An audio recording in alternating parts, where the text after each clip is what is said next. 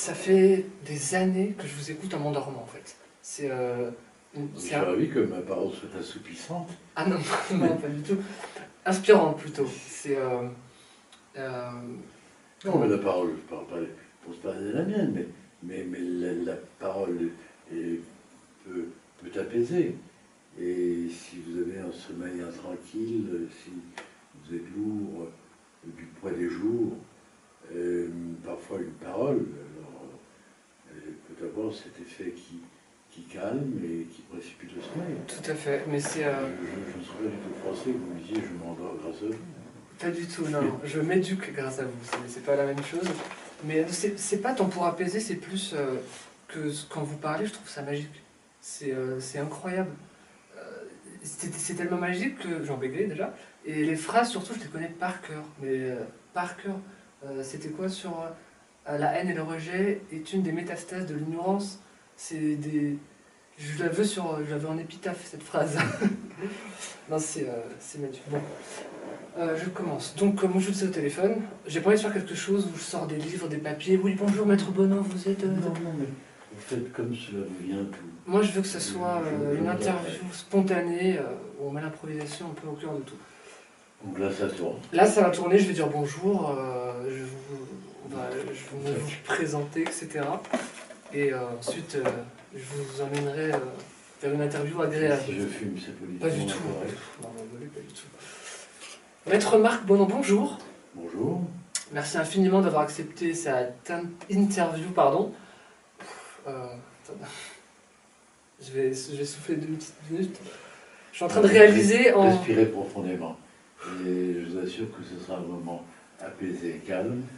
Et je n'ai qu'une sympathie immédiate pour vous. C'est gentil. Et si je peux réfléchir à haute voix avec vous, et cela ressemblera à un monologue, mais ce sera certainement un dialogue. Magnifique. Bon, écoutez, super. Je vais me concentrer et je vais faire ça mieux.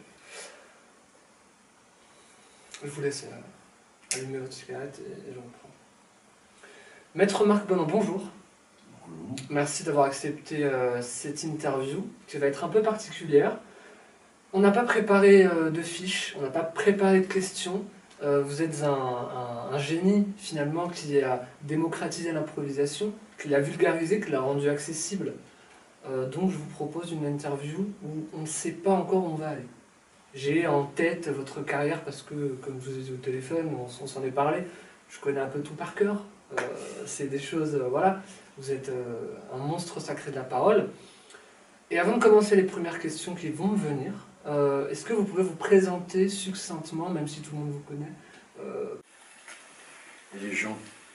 Et j'aime beaucoup les gens. Et je suis plutôt méditerranéen de sensibilité. Et j'aime les intelligences généreuses, j'aime les intelligences qui accueillent. Et les quelques amis marocains, beaucoup sont juifs séfarades, mais c'est pas une causalité. Tout à fait. Dans cette manière de dire l'amitié, comme on dit l'amour. Et ce sont des sentiments qui font. C'est charnel. Quand ils prennent forme, ils prennent forme, mais c'est ce fameux fond qui affleure. Et puis je trouve que vous avez eu de grands rois. Je comprends qu'on puisse s'en débattre. Tout à fait. Je sais pas, j'ai un sentiment un peu particulier par rapport à ça. Quand on allait en vacances, quand j'étais un peu plus petit, il y a quelque chose qui m'a marqué. Ma mère me disait, surtout dans la rue, ne dis pas de mal de la personne que tu vois en photo partout. Et je ne comprenais pas cette aliénation de la liberté, du droit de parler. Et ça m'avait profondément marqué. Du coup, j'ai un rapport un peu atypique avec... Non, mais je comprends. Je ne suis pas convaincu que la liberté d'expression soit au Maroc ce qu'elle peut être sous nos latitudes. Tout à fait. Bien que sous nos latitudes, elle est très très égratignée. Parce que les pensées sont de plus en plus alignées, et il n'est pas convenable de penser autre chose que ne pense la majorité, en tout cas la majorité qui s'exprime, désormais les minorités qui ont une arrogance de majorité. Enfin, et donc vous ne serez pas avocat. Bon, c'est la première certitude. Vous serez philosophe, écrivain.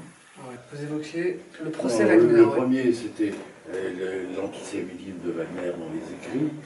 Et le second, qui était plus complexe, c'est pour lui et pour moi, parce que nous ne sommes pas musiciens, nous ne sommes pas musicologues.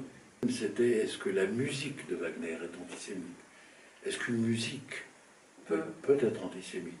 C'était la thèse d'Adorno, et il disait au fond, la musique de Wagner est antisémite parce qu'elle est une parodie de la musique, le chant des synagogues.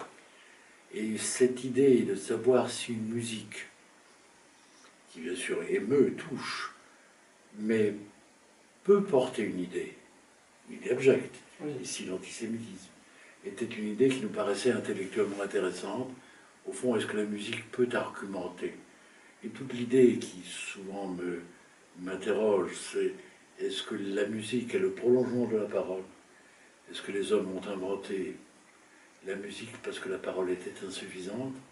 Ou c'est l'insuffisance de la musique qui a fait qu'ils ont inventé la parole? Je ne sais pas si je vais dans le bon sens ou non. Qu'est-ce qui est le prolongement de l'autre?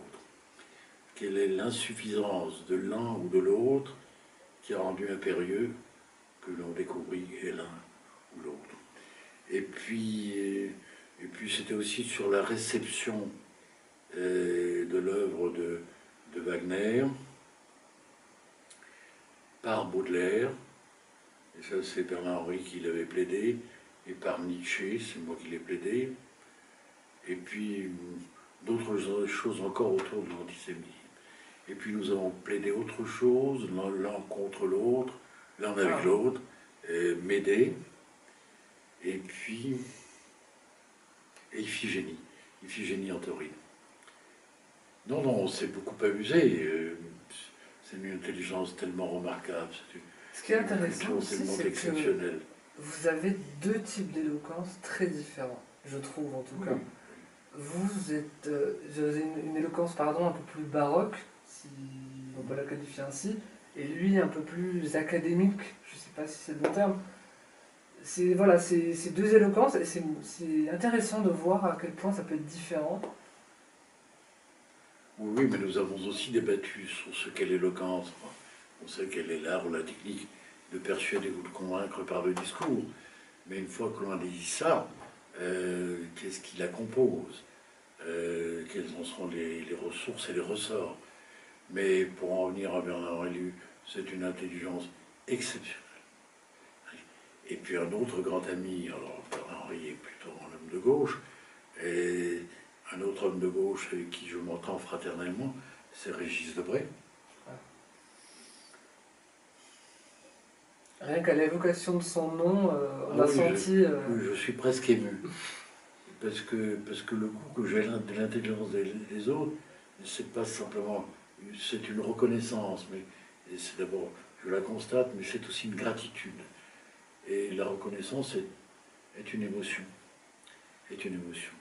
Magnifique. Et puis, j'ai été proche, je crois, de Jean d'Ormesson.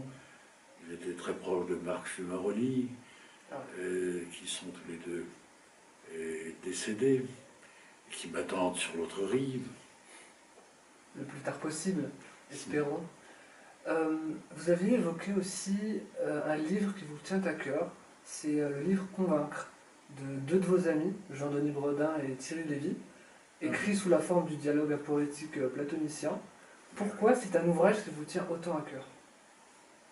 D'abord parce que j'aime beaucoup, oui, j'évoquais mes amitiés intellectuelles, et je crois être très proche de Jean-Denis Bredin, et j'étais proche aussi de Lévy. Et alors, ce livre m'a touché parce que d'abord, c'est un sujet qui naturellement m'intéresse, et comme vous le disiez justement, le choix qu'ils ont fait des dialogues aporétiques à la manière platonicienne est un choix intéressant. Et puis, leur effort pour tenter de définir l'éloquence qui est si difficile à définir, et définir avec éloquence l'éloquence. Qu'est-ce qui vous saisit dans la parole qui porte? Qu'est-ce qui est frappé? Est-ce que oui, tout est dans la tête, bien sûr, mais pourquoi est-ce que de la tête cela ruisselle en pluie d'or et sur le cœur ou l'âme ou son hypothèse? Et puis je sais que parmi les choses que j'ai souvent citées, et ça se rattache à ce que je disais sur le doute et l'interrogation perpétuelle, qui serait selon moi l'essence de l'intellectuel, c'est que dans un des dialogues, je ne sais plus à quelle page... 132 environ. Ah oui, vous savez ça? Oui. Parce que je l'ai certainement beaucoup raconté, mais Jean-Denis Bredin dit quelque chose. Je peux même terminer votre phrase. Ouais. Et puis c'est à ce moment-là que Jean-Denis Bredin, c'est donc le moment d'en douter. Et cette idée que dès que l'on est d'accord sur quelque chose, il faut s'interroger sur les raisons de cet accord, sur ce qu'implique cet accord. S'il est une compréhension, est-ce qu'il est une adhésion? Le mot comprendre est aussi un mot très complexe. Littéralement, c'est prendre avec soi. Mais est-ce que ça veut dire faire sien? Et donc, d'abord, c'est deux hommes exceptionnels de talent, et oui, le hasard de la vie qui, à cet égard, notamment m'a beaucoup caressé. J'étais l'ami proche de l'un et de l'autre.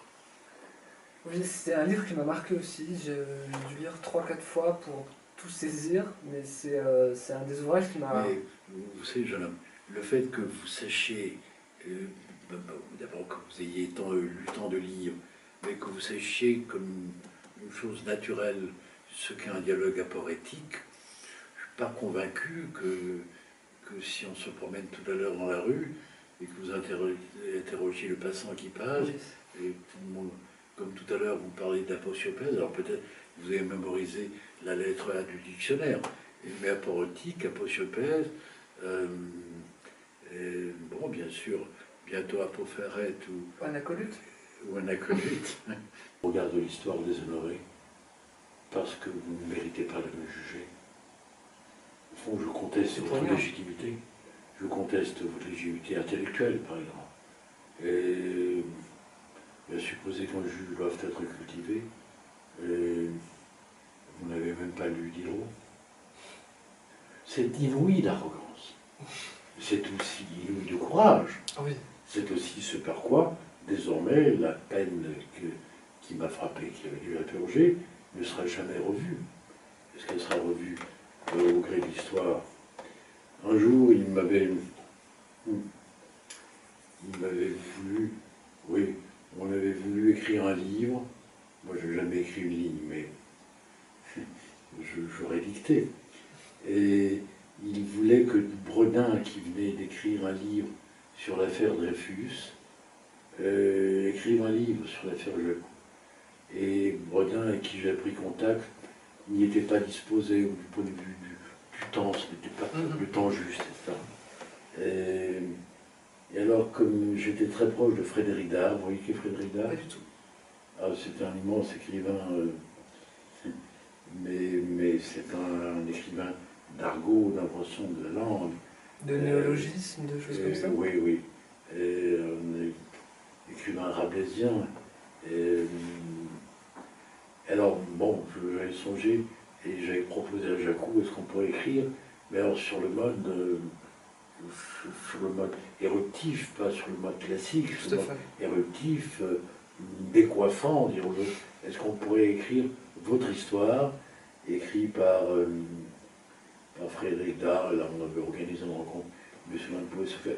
Donc il aurait souhaité que l'on écrivît un livre pour lui rendre justice, puisque la justice ne lui avait pas rendu justice. Et comme c'était un grand littéraire, il pensait que peut-être l'écrit pouvait rendre justice là où la parole avait échoué. Magnifique. Maître Marc Benoît, je tenais à vous remercier infiniment pour cette interview, l'honneur qu'on a eu de la faire dans votre bureau à Genève, dans votre étude. Nous vous souhaitons évidemment le meilleur, même si vous avez déjà fait des choses sublimes. Est-ce que vous allez encore pouvoir en faire? Je ne sais pas. Merci encore et je vous dis à très bientôt. Vous êtes un jeune homme tout à fait charmant, au-delà des gentillesses que vous me dites, mais je trouve que vous savez déjà tant de choses, et je suis naturellement sensible que vous m'ayez consacré du temps et de l'intérêt. Merci beaucoup, maître. Et je crois que nous aurons d'autres rencontres et, qui prolongeront cette amitié naissante. Avec plaisir. Merci, maître.